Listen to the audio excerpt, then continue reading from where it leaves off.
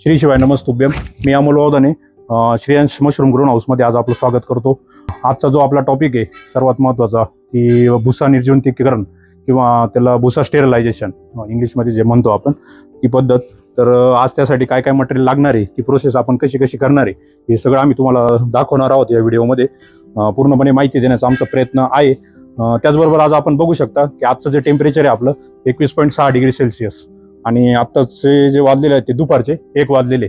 लासलगावचं आत्ताचं temperature 36 degree Celsius आणि आतलं जे टेम्परेचर आहे आपलं ते 21.5 डिग्री सेल्सिअस. हे दाखवण्याचा उद्देश एवढाच आहे की आपल्याला मशरूमसाठी जे 25 ते 30 डिग्री सेल्सिअस टेम्परेचर लागतंय तर ते आपण पूर्णपणे मेंटेन केलेलं आहे. त्यामुळे मशरूम ग्रोन होण्यासाठी आपल्याला कुठल्याही प्रकारची अडचण येणार नाही.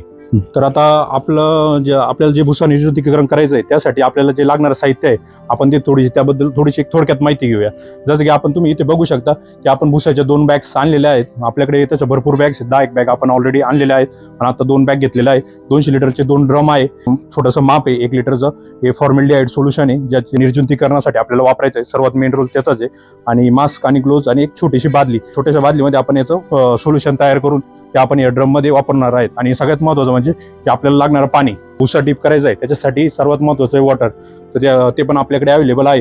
तर अशा प्रकारे या व्यतिरिक्त काही वेगळं साहित्य आपल्याला लागणार नाहीये. आणि एक पॉलिथिनची कव्हर म्हणू शकतो आपण, जे आपण वरतून ड्रमला कव्हर करणार आहे त्यासाठी एक ती आणलेली आहे. माझ्या जोडीला आहेत संदीप सर. आज आम्ही दोघं तुम्हाला ही प्रोसेस करून दाखवणार आहेत. तर सर्वात महत्त्वाचं आम्ही हँड ग्लोव्ज वापरतोय आणि मास्क जे आहे ते कंपल्सरी आहे. हँड ग्लोव्ज नसले तरी चालतील, तुम्ही रुमाल वगैरे वापरू शकतात, पण हँड ग्लोव्ज असले तर अतिशय बेटर. त्या हँड ग्लोव्ज वापरण्याचं कारण एवढंच आहे की जे आपण फॉर्मॅल्डिहाइड वापरतोय ते थोडंसं केमिकल युक्त असतं आणि थोडंसं हीट जनरेट करतं ते, त्यामुळे आपण ते हँड ग्लोव्ज वापरतोय. आता आपण ते जे सोल्युशन आहे फॉर्मॅल्डिहाइडचं ते आपण या बादलीमध्ये मिक्स करणार आहे. याच्यामध्ये आपण पाणी घेतोय. तर तुम्ही बघू शकता की आपण जे आहे फॉर्मॅल्डिहाइड जे आहे ते आपण मिक्स करतोय. संदीप सर होत आहे. फक्त ती होताना खूप काळजी घ्यायची आपल्याला, हातावर वगैरे उडाला नाही पाहिजे. आपण ते पाण्यामध्ये मिक्स केलेलं आहे. अशा प्रकारे आपण आपलं सोल्युशन तयार केलेलं आहे. जसं आपण बघू शकतो आपलं आता सोल्युशन तयार झालेलं आहे. आता आपली जी पुढची प्रोसेस आहे ती म्हणजे की आपला जो भुसा आहे तो या ड्रममध्ये टाकणे आणि त्याला एक साधारणतः अर्धा ड्रम आपण भुसा भरून घेणार आहे तिथपर्यंत आणि त्यानंतर त्यामध्ये पाणी टाकून मग 1 लिटर सोल्युशन वापरणार आहोत. तर ती प्रोसेस आता आपण पुढे बघूया. तर आता आपण भुसा टाकायला सुरुवात केलेली आहे. भुसा म्हणजे आपल्याला साधारणतः एक गव्हाचं काडच भेटलेलं आहे. आपण त्या काडाचाच उपयोग करतोय. तर तुम्ही इथे बघू शकतात की आपल्याला कुठपर्यंत तो भरायचा आहे. जसं विशाल सर तुम्हाला दाखवतात कॅमेरामध्ये दिसत असेल तर आपण अजून थोडा घ्या. तर आपण आता बघू शकतो जसं व्हिडिओमध्ये की आपण जवळपास एक अर्धा ड्रम आपण भुसाने भरलेला आहे. आता याच्यामध्ये आपल्याला लागेल तशा प्रकारे आपण पाणी थोडंसं म्हणजे पूर्ण भुसा पण ओला झाला पाहिजे एवढं पाणी आपण त्यामध्ये टाकणार आहोत. जसं आता आपण बघतोय तर पाणी आपण पाणी त्याच्यामध्ये टाकायचंय. खूप जास्त प्रमाणातही पाणी टाकायचं नाही कारण नंतर भुसा फुगत असतो. आपण जी ही प्रोसेस आहे ही प्रोसेस पूर्ण होण्यासाठी 16 ते 18 तास लागतात, जे आपण नंतर या ड्रमला पूर्णपणे पॅक करून ठेवणार आहे.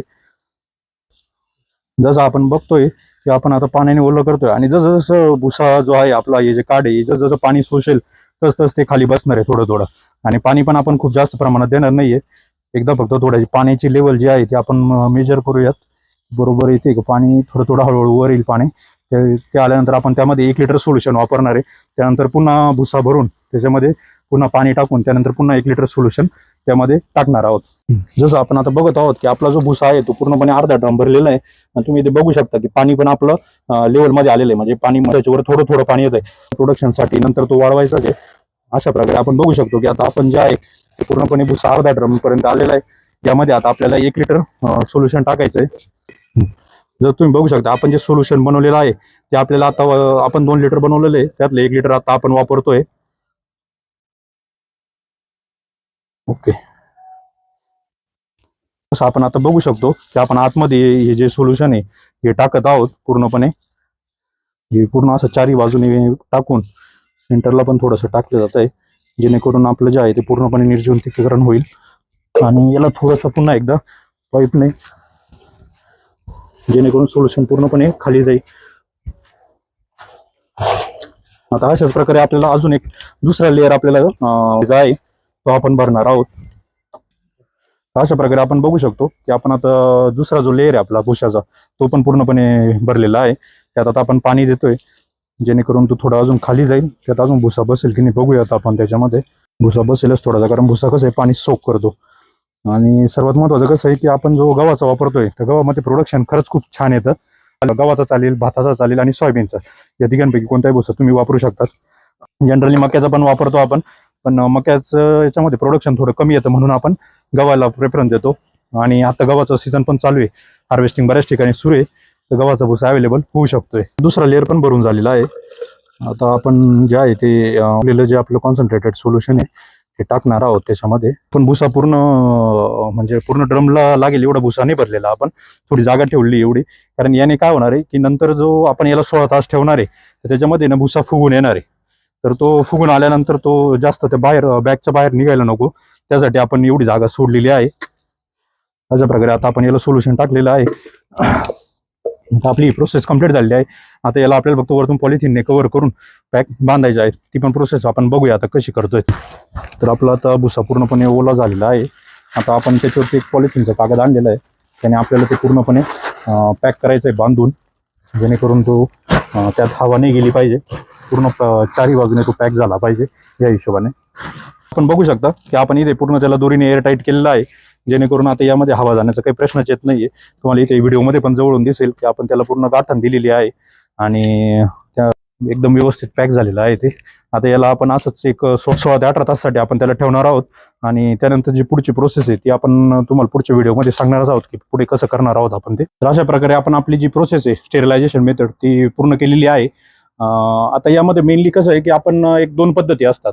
एक जी आपण फॉर्मॅलिटीहाइड यूज करून वापरलेली प्रोसेस आहे आणि दुसरी असते ती एक बॉइलिंग मेथड. तर बॉइलिंग मेथडचा आपण इथे उपयोग नाही केलेला, ती आपण एक नेक्स्ट बॅच जेव्हा आपण पुन्हा एकदा मशरूमची घेणार आहोत त्याच्यामध्ये आपण त्याला ट्राय करणार आहोत नक्की. ती प्रोसेस कशी असते ती पण तुम्हाला तुमच्यापर्यंत दाखवणार आहोत, तुम्हाला त्याची माहिती देणार आहोत.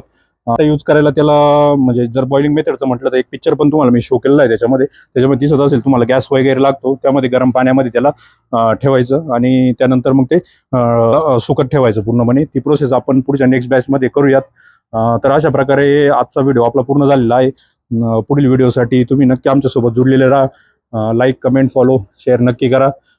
तसंच मी आज एक असं सांगू इच्छितो की 2 दिवसापासून आम्ही इंस्टावरती, यूट्यूबवरती, फेसबुकवरती व्हिडिओज टाकतोय. त्यानंतर आम्हाला फोन येत आहेत, आम्हाला प्लांट चालू करायचा आहे किंवा आम्ही तयारी करतो.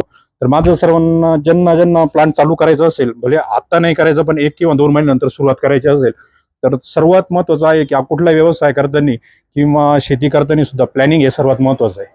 तर माझं एकच म्हणणं आहे की जर हा व्यवसाय सुरू करायचा असेल तर यासाठी सर्वात महत्त्वाचा पॉईंट आहे की आपल्याला लागतो तो भुसा, कारण आपण मातीवर ग्रो करत नाही, आपण भुसावर ग्रो करतो. तर भुसा हा जनरली तुम्हाला आज मक्याचा तर कुठेही भेटू शकतो, मक्याचा काहीच प्रॉब्लेम नाही. पण सोयाबीन, गहू आणि भाताचा हा सिजनेबल आहे. जेव्हा पीक शेतकऱ्याकडे असतं त्यानंतर हार्वेस्टिंग केल्यानंतरच तो भुसा आपल्याला भेटतो.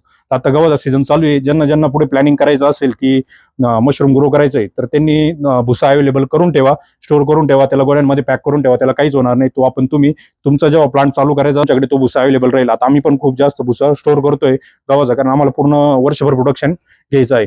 तर हा एक मेसेज होता तुमच्यासाठी. माहिती शेअर करायची असल्यास नक्की तुम्ही आम्हाला कळवा. इंस्टाला फॉलो करू शकता, युट्यूबला आमचं चॅनल आहे त्याला पण सबस्क्राईब करा. खाली दिलेले आमच्या दोघांचे नंबर आहेत, राधिकाचा माझा, त्यावरती तुम्ही कॉन्टॅक्ट करू शकता. तुम्हाला काही माहिती लागली तर आम्ही नक्की पुरवू. धन्यवाद.